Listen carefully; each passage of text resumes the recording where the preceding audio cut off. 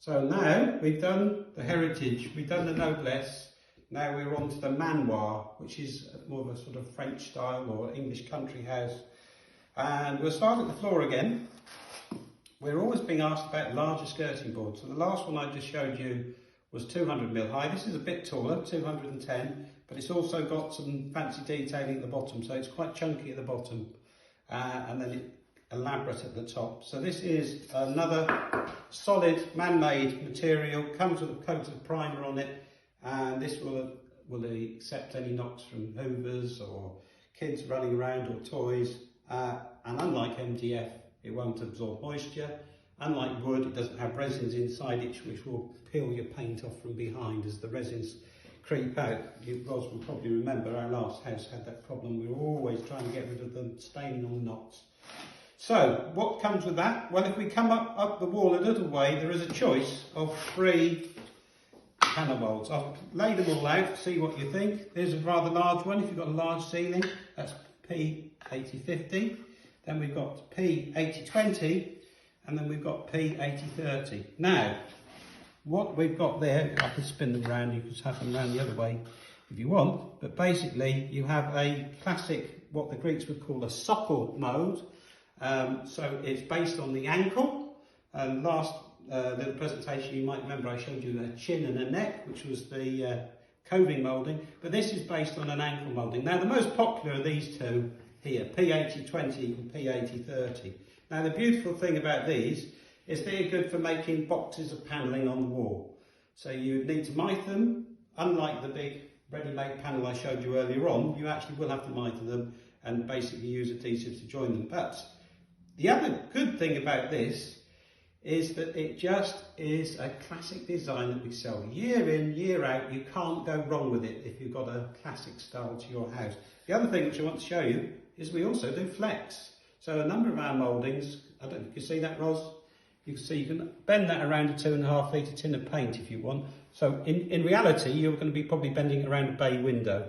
So you can bend that around the bottom of a curved stairwell.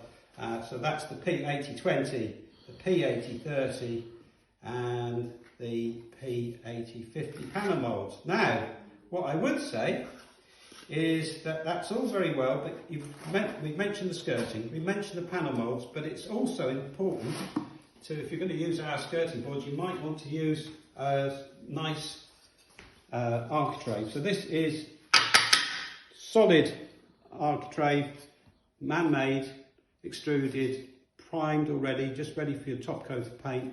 Very strong against damage from kids flying around with their toys or somebody getting aggressive when they're doing the vacuuming. So that has got a deeply sculpted shape, but it also means that when the panel mould butts up to it, it all fits in nice and flush. What you don't want to be seeing, Ros, is a panel mould which sticks proud and looks a little bit uncouth, shall I put it that way? So that's the architrave DX170, that's the P8020 going back in, and then the new series, which I want to show you, I'll start off with a larger one.